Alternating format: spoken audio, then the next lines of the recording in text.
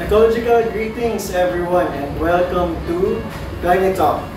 I am Lemuel Manalo, an urban planner and program coordinator of IDIS and a cyclist as well. This is the third episode of the Climate Talk and today we will talk about cycling, mobility, and transport. So mag-isgot tayo bike as an alternative form of transportation.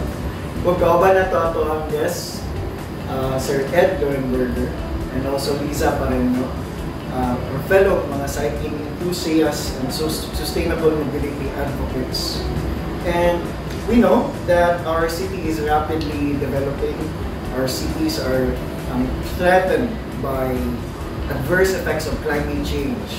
And the temperature rise, the rise of vehicles, leading to severe traffic and pollution. And cycling is seen as one of the most practical solutions to climate crisis. And that's why we'll be talking about cycling mobility and alternative transport for this episode. So for this first question, what are your reactions? Because in 2020 we have this bike boom during the pandemic.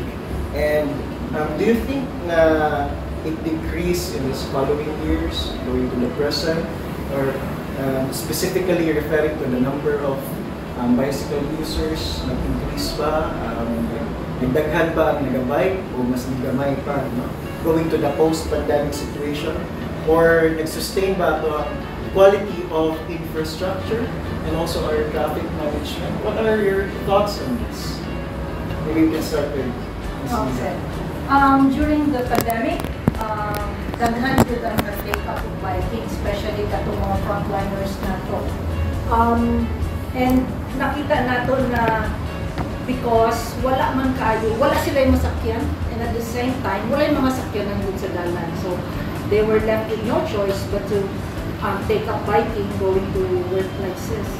But karon na lately, makita na nato na wala na may mga nurses ka makita ng mga bike. Pamukano nimo, giuli na nimo yung gihulang nga bike nga naman because nahadlok na sila because sa kadaghan sa mga sakyanan sa dalan. Balik na mga sakyanan. Yes, pero ang nakita nato po na bago is that sa pagkawala sa mga frontliners sa dalan, napulihan siya og katong mga trabahante. Sa una siguro, they were used to taking the jeepney going to work. Pero katong pandemic, nakita nila na pwede na dahil mag-bike. So sila karon na ang gandaan makita sa road nga mga trabahante nga napangadto sa trabahoan. Yeah, so para sa inyo na very evidence, no? Or mas na-observe na is na nigamay ang number of mga nurses who are in bikes, no? As compared sa kalimang panahon. Ikaw, sir? Yeah, true. The boom was really there pag-umpisa ng pandemic. I think in our so many decades of biking, we never seen that much people on bikes at that time. But syempre for a reason, just like pandemic, there's always a start and an end. But ang maganda doon, first, the best thing that happened was the bike lanes were actually put in. After so many years of wishing, after so many years of pushing, and finally it just appeared one day. Para kami hindi makapaniwala, meron ng lines. So this signaled a very, very big message from the government that now suddenly shifting their focus to another alternative means of transport. True, tama, sabi ni Liza, at that time it was really the lack of option. Kaya ang dami nag-bike. Not only transport, but also sport. That's the only thing that they can do. In basketball, yung soccer, hindi pwede. So that was the only thing that they could do. I would not say lahat yung transport, but some were really recreational. And yun, nawala na rin yun. Ang daming nawala. Meron mga newcomers na who stayed. But majority talaga nakita mo went back to their own businesses, went back to their cars, na busy sa trabaho. But the nice thing sa atin is that there are new faces on the bike scene. These are not anymore frontliners, but regular workers. Like sa amin, before pandemic, wala akong nakikita nag-bike na ito. So now I've seen a lot coming in na pwede pa na. Which they thought all the while, jeep lang, tsaka lakad. They realized na pwede palang bisikleta, mas mabilis. Kaya just last week, meron nakasabay sa Kimpo Boulevard na babae. I was just observing her, taking her time, slow, may backpack siya. Pagdating sa stoplight, nagkatabi kami, ay chance ka na ask her, matagal ka ba nagbabike? Sir, 1 year pa lang. Oh, sabi ko, it's a nice, ang ganda na sabi ko, bakit ako naisipan mag-bike? Sabi niya dati nag-jeep siya, ang laki ng tipid sa pamasahe. At saka mabilis yung biyahe. Sabi ko, hindi ka ba natatakot sa the safety? Sabi niya, basta hinay-hinay lang man. Tapos aware naman siya sa mga jeep. Hindi ka pwede siyempre to fight for right or anything. But it gets there on time, mas healthier, and then it was never actually an option. Yung parang pag nakita mong biker, it's usually the sport bikers. You don't identify to someone going to work na nakabisikleta. yes. And that's the best thing that I've seen after the pandemic. Ang dami niyan actually, but yun na nga, we'll always be judged by walang nagbabike on midday. Diba? Eh, pumasok na sila sa work. They'll be out pagkahapon. Only a few would be brave enough as would be driving there, riding in the middle of the day. Diba? Middle of the day riding na ano. Anyway, sabi ko nga, ang kagandahan ng noon, even if the boom ended, ang dami natin na encourage people who took cycling, not anymore sa sport, but transport. So, ang advocacy na ito, dililig no, na ito ang relay sa ito ang mga fellow Dabawenyos is to the increase, no, o encourage pa nato na mas daghan pa ang magbike o magamit sa bike lanes using their bikes. No? So, my next question is, how can the increase of bike commuters, not only bicycle users for sports, pero mga commuters yun. Baga ginagamit yun ang bike sa ilang trabaho, errands, no, multi-errands, grocery. Yeah. How can the increase of bike commuters mitigate the effects of climate change? No? And also yun, a better environment, especially reducing the pollution. Yes, it's been ano, talaga proven ano, that cycling is actually connected with helping climate change. Yeah. First of all, we're not using any fossil fuels. Walang pollution. We don't generate heat.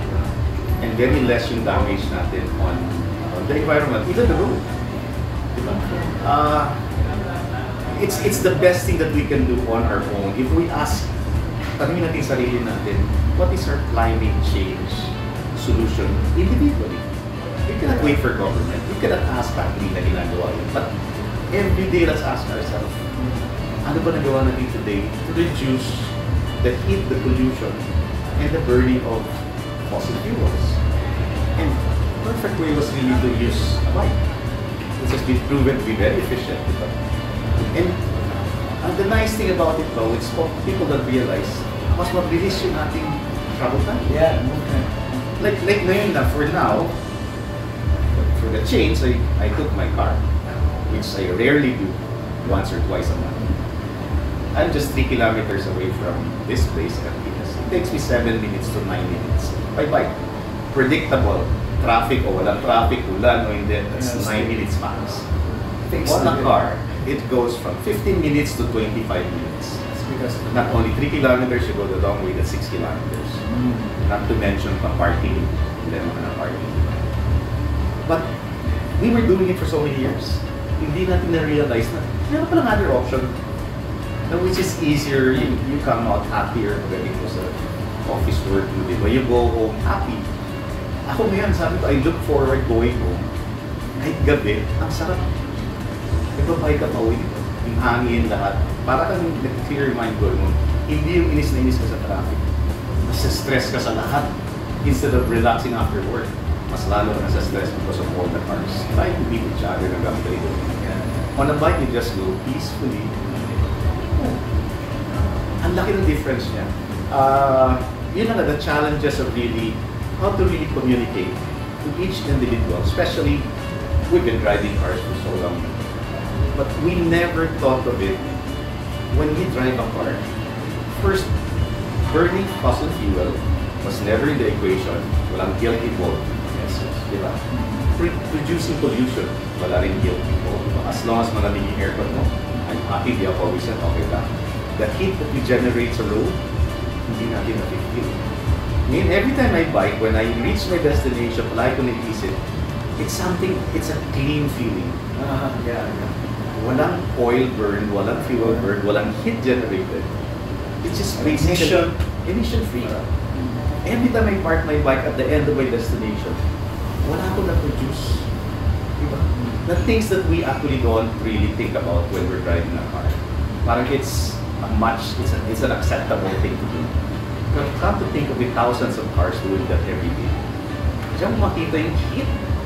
Sabi ko try riding on a Saturday or on a Sunday. The same time like midday, hindi mainit yung kalsada. Try doing it on a weekdays. The heat generated from all the engines creates so much heat dun sa bike lane. That's why people don't want to ride anymore. Kasi sabihin mainit. It's not actually heat. It's the heat of the cars. Stuck on traffic for how many minutes do we go? Ang ano pa doon, we don't mind burning fuel, toxic fumes. Something like it's healthier. Like 7 minutes going here. So 7 minutes yung exposure to sa toxic fumes and I'm moving. If I ride my car, I'm 25 minutes exposed to the toxic fumes. Kaya aircon yung papasok sa lugar. Kaya sabi nga lang, people were thinking, what mas healthier yung biking sa pollution? Because less yung exposure natin. We move fast, we exit. The cars are stuck for 20 minutes, 25 minutes, sometimes 1 hour. Imagine mo yung lahat ng fumes. Taking it. Comfortable, malamig, everything, ito. But the fumes are all coming in. And that's one thing that we really felt pag nag-ride na. Oo nga mausok, pero that's only 7 minutes na mausok. Than 25 minutes exposure. Well, isa to nun ako kaya na consideration is especially on shifting towards sustainable mobility is the mindset of the people. So, nakukaya siya na kailangan i-embrace na and it needs critical thinking, kailangan yung lifestyle change towards contributing to a better planet. But kanina part of the question is more on sharing the experiences about mga challenges ninyo sa pag-bike dito sa Davao City. At sa paano kakulangan dito sa ato ang sistema, sa paano kakulangan in terms of traffic management, infrastructure, you can share your challenges. Okay. Infrastructure, when the pandemic struck, dito nabutang ang katong mga bike lanes nato. So happy kayo na for so long na dinarally sa mga bikers to have infra sa Davao, nahitabog yun. But lately, katong nidaghan na ang mga sakyanan, murag wala kaayo na forget ang ibang drivers on unsa man daw ng nakapintura diha nga nung of color, nga nung broken, nga nung solid, nga nung na mga bollards, so muna sila kabalo sa tawag kung sa pangalan anang nagpintura diha nga poste-poste. So kanang I think ang isa is aside from educating the bikers on how to use the bike lanes, which mag-video the time, diba, during the pandemic, we also need to educate any mga drivers nato. And also, kanang respect ba for each other. Kay pag drive mangud ka, feeling nimo how nagyud kay ka, no? I mean, the feeling of having that engine rev up, na powerful ka anytime mo go ka. But with biking mangud, mas human siya. No? Mas ma-feel nimo ang imong pagka-vulnerable.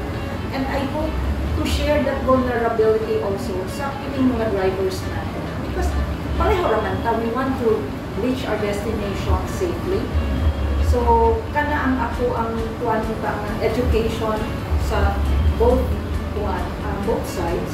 And of course, also any maintenance nato sa mga infra, which is very much needed kay na-erase ng mga paints, mga wala na bollards, and then na-pave over ng mga bike lanes, which I think kinahanglan na revisit ko sa atong local government.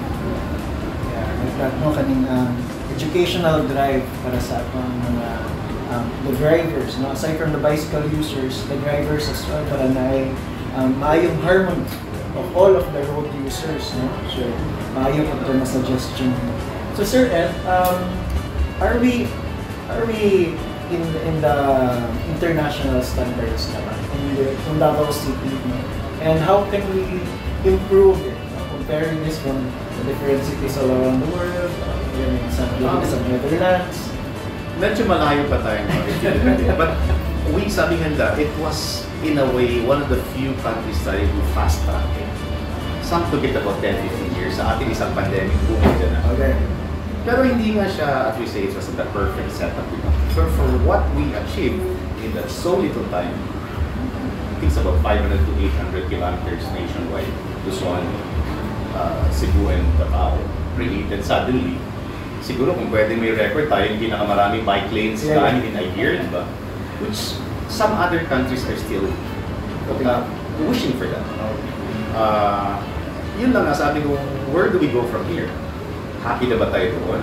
And the sad thing when you hear things na, tapos na yung pandemic, tanggalin na natin yung bike lane. Yung parang, it just shows that we are not educated enough. What's the whole purpose ng bike lanes? Diba? I would imagine if I were in a traffic management group, which whatever solution we try to, moving cars doesn't anymore work. Yes, moving cars. But now suddenly, if you take a different approach, na meron palang 1.2 meter dito on the road, it can move people faster. That doesn't need infrastructure na sobrang laki, everything, diba? All you need is kapirasong pinta and a little bit of education. Pwede ka palang alternative doon, and it can move. Yung challenge lang ngayon is how to convince people and cars to shift to that kind of transport. Which is very few like us, Liza, diba? We've been driving all our lives. But suddenly, when you experience riding, biking, to work, mas mabilis, wala kang problema sa traffic. Hindi mo nang, sometimes sabi ko, hindi na ako makarelate sa mga issues when sinabing about traffic problems because we just go through. Kahit anong traffic ng kotse, we can actually, kahit na blocking bike lanes, we just hop on the sidewalk and walk. And after a few meters, we're back to the bike lane. Mas maganda sana if they will respect it talaga yung bike lanes, diba? Mas mabilis yung traffic. We average 12-15 kilometers on a bike lane when the cars are stuck if they just respect the bike lane. But some talaga, parang iba talaga who really think they own every inch of the road. Nakapiraso na naiwan, iba block pa.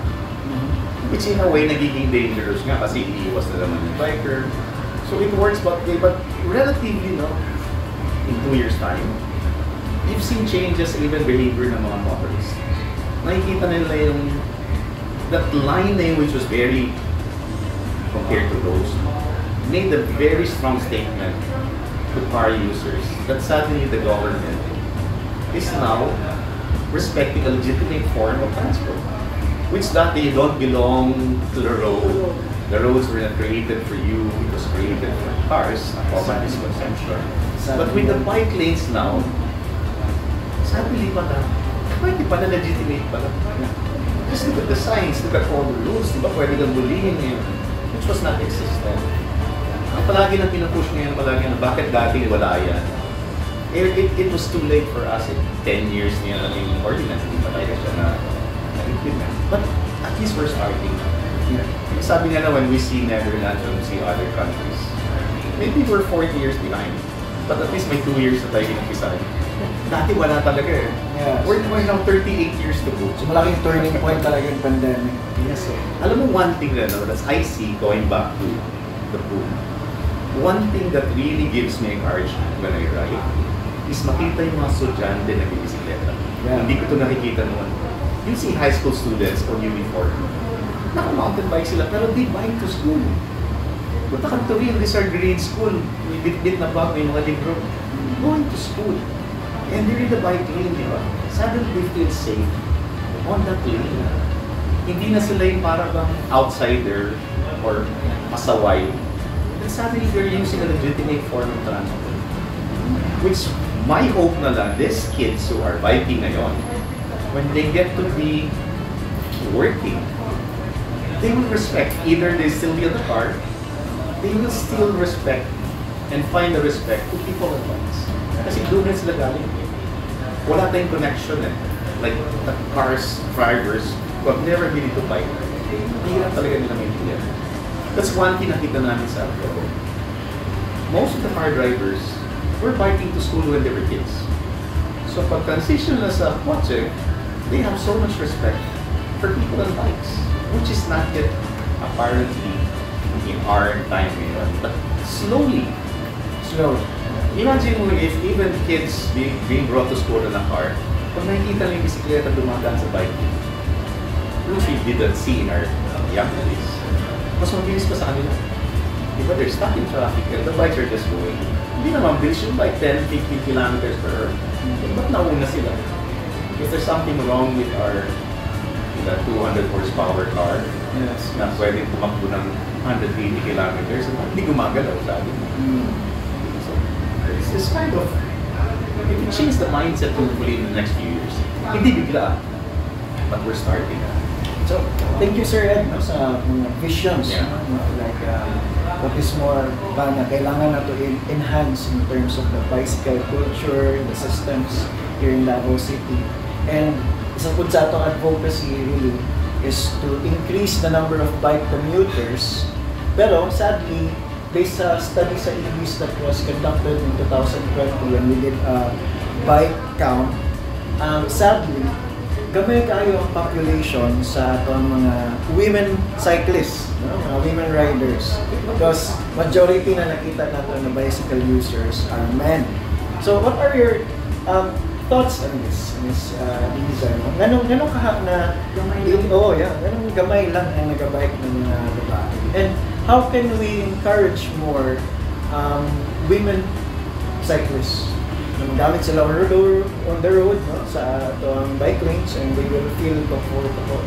Nabay discrimination, nabay those social issues that is happening in the road. Pamating na ako, gamay na dito dito ng mga babaeng nagbabay. Basically, they don't feel safe on the road. No? Sa kanang aggressive na drivers, they feel that. Pero there was one time na nakita ko, hapit na mag-udto, nanay na nag-bike, Japan bike, angkas ang iyang anak na babae ko sa kanang bike. Kaya ihatod daw niya sa school, then from school, mag-work siya.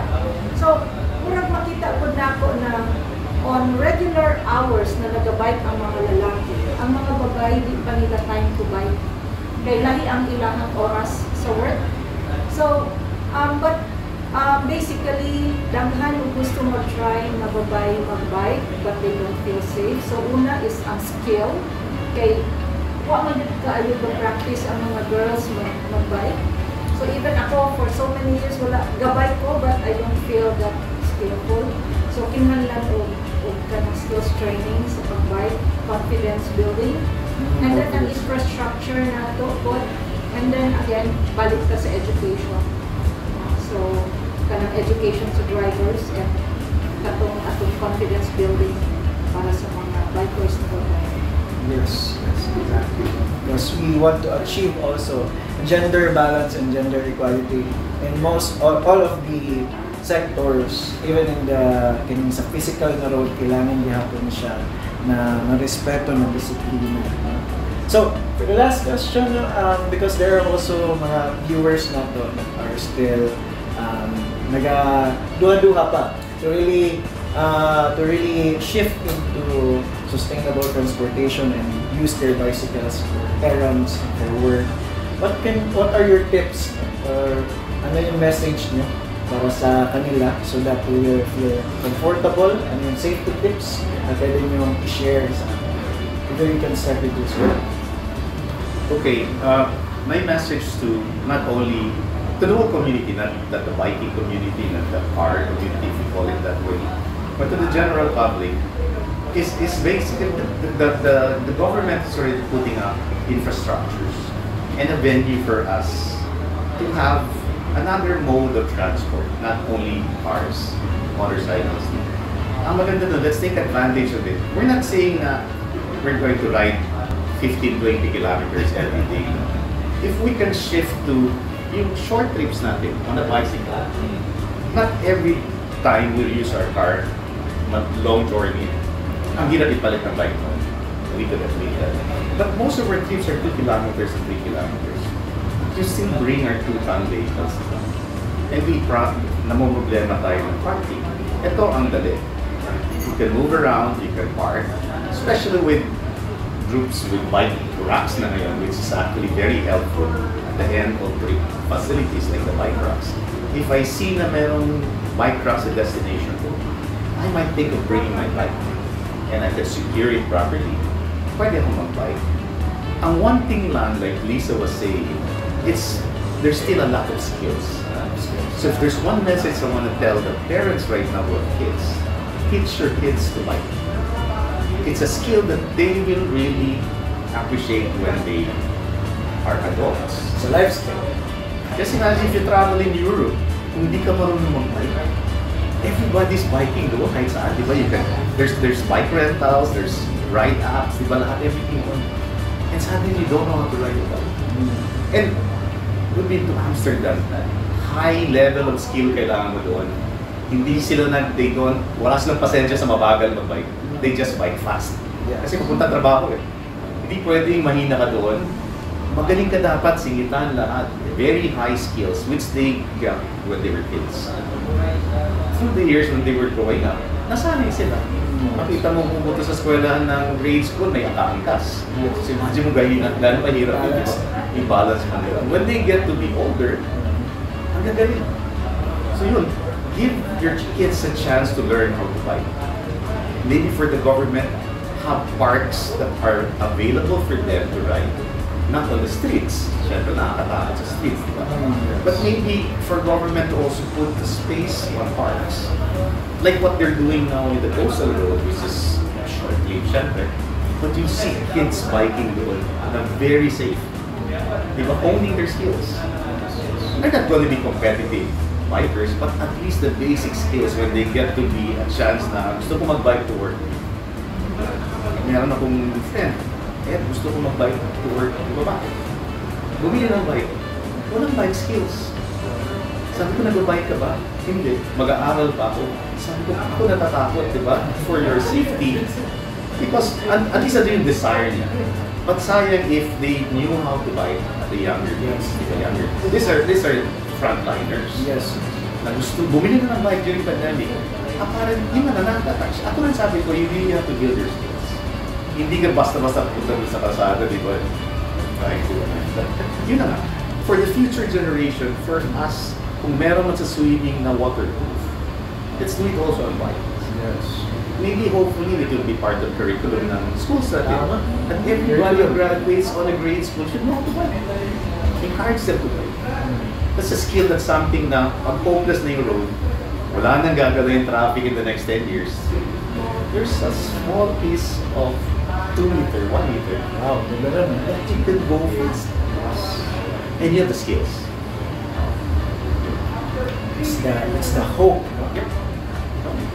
Sige, ikaw, Ms. Liza. Thank you, Sir Ed. So, just like Ed saying, it's a life skill. Just like swimming, di ba? Yes. We were not taught how to swim, pero once ay hulog ka sa dagat, sink or swim with ka. So, just like with biking right now, especially, you have this option na because of the infrastructure that's there. We should take this chance to learn and to use the thing for, especially with climate change. No? So, sa mga wala pa yun na nakatry o gusto yun mag-try mag-bike, probably we can organize siguro a bike training sa isa ka open space diri with the help of the LGU. Then probably more people will realize that they could do and they could bike to work. Maskin kasa lang sa isa ka simana, that would be a good thing na, no? And then eventually, ma-build yung mga skills and mas mudaghan ka sa dalan, and I think that would be a very good thing. After pandemic, dako siyang tabang ma-contribute na sa ito ang plan. Yes. Thank you very much, Ms. Liza, for that insight. No, may mga pong recommendations. O, tinood to, ato ang advocacy, ipadayo na po siya. Because sayang ang bike boom that happened in 2020, and we need to sustain it, no? As much as possible. We need to continue on having more bicycle users sa ato ang mga kadalanan. Sayang ang bike lanes kung wala yung nagagamit. So our advocacy here is to encourage more Dabawenyos, no, na to take up their bikes. And dili ni kailangan og mga mahal na bikes, dili ni kailangan og grabing gamit, gears. It's not something about the value of the bike, pero the culture, no, of taking initiative, no, para mas reduce man nato atong climate change contribution, our carbon footprints, and even our contribution to the traffic. Kay grabe na gud kayo ang traffic karon sa ato ang syudad dili sa Davao City, and one way to really contribute in lessening the traffic is to grab our bikes and bike on our bicycle lanes and going to our work or going to our schools. So daghan kayo salamat, Sir Ed. Thank you for your time. And Ms. Liza, thank you for recommendations and your experiences, your insights. Again, salamat sa ato ang viewers. And that was Climate Talk. And thank you again.